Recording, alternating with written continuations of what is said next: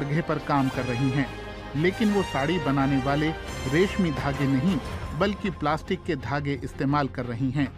वो पुणे के एक सामाजिक उद्यम इकोकारी में काम करती हैं। ये संस्था वंचित तबके की महिलाओं को सिंगल यूज प्लास्टिक के दोबारा इस्तेमाल की ट्रेनिंग देती है। इकोकारी में आने से पहले मुझे नहीं पता था कि हम चिप्स के प्लास्टिक पैकेटों से भी नई चीजें बना सकते हैं। इस प्लास्टिक को काटना भी मैंने सीख लिया है।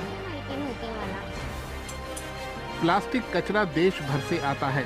कर्मचारी उसे अलग कर धुलते हैं और फिर उसे पट्टियों में काटकर उससे कपड़ा बनाया जाता है, जिससे झोले, कुशन कवर और गमले बनाए जाते हैं।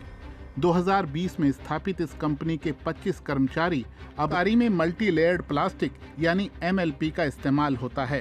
प्लास्टिक के अलावा MLP में दूसरी सामग्रियों की परतें भी होती हैं, जैसे कि कागज और धातु। इसी के चलते ये प्लास्टिक रिसाइकल योग्य नहीं रह जाता।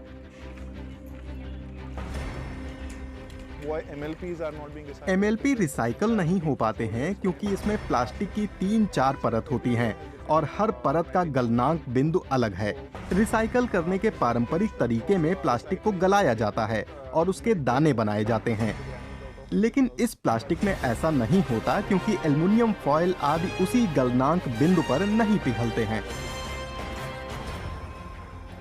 निर्माता बड़े पैमाने पर MLP का इस्तेमाल तैयार भोजन की पैकिंग, टॉयलेट सामग्री में 50% प्लास्टिक प्रदूषण का जिम्मेदार यही है। बचपन से ही सुप्रिया भड़कवाड़ प्लास्टिक और दूसरा कचरा बीनती आ रही हैं। भारत में कचरा बीनने वाले लोग लंबे समय से आर्थिक शोषण और सामाजिक कलंक सहते आए हैं। हालांकि पुणे में कचरा प्रबंधन में उनके योगदान को सराहा जाने लगा है।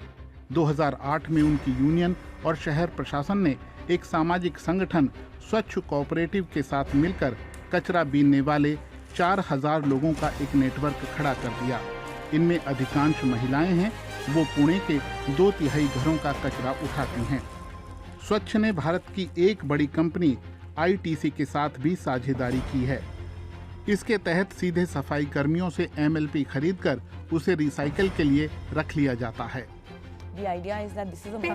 इस प्रोजेक्ट के जरिए हम एक मार्केट वैल्यू बना पाने में समर्थ हुए हैं और इस प्रोजेक्ट से हासिल समर्थन की मदद से इस किस्म का कचरा खरीद पाते हैं। इससे न केवल कचरा प्रबंधन के लिए सिरदर्द बने इस प्लास्टिक से छुटकारा मिल रहा है, बल्कि पुणे के कचरा बीनने वाले लोग फायदा भी कमा रहे हैं। अभी तक प्रोजेक्ट ने करीब 1000 मीट्रिक टन MLP को कचरे के ढेरों में जाने से रोका है। समझिए चिप्स के 20 करोड़ से ज्यादा पैकेट। कचरा बीनने वालों की महीने की कमाई भी बढ़ गई है। उनके पास इस प्लास्टिक के खरीदार हैं।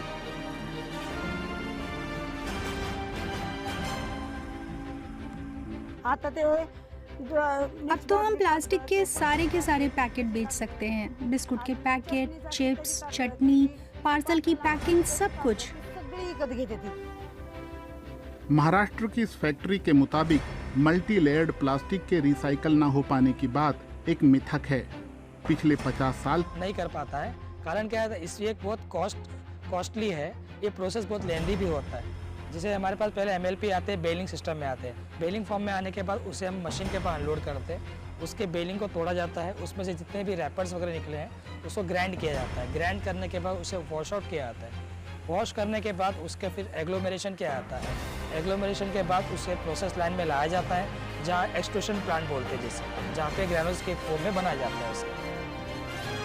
MLP न सिर्फ कपड़ा बल्कि बेंच, डस्टबिन और टाइलें तक बनाने में काम आता है। लेकिन MLP की रिसाइकलिंग में मेहनत बहुत लगती है और पानी और बिजली की खपत भी बहुत ज्यादा है। अब भी अधिकांश MLP कचरे में ही जाता है या उसे जला दिया जाता है, जिससे वायु प्रदूषण फैलता है। भारत मल्टी लेयर्ड प्लास्टिक को हटाने के लक्ष्य से अभी दूर है, लेकिन स्वच्छ और इकोकारी जैसे अभियान इस्तेमाल कर उपयोगी बना रहे हैं, वरना तो वो गंदगी गायों के पेट में जाती है और वो बीमार पड़ती। इधर उधर कचरा भी कम फैलता है।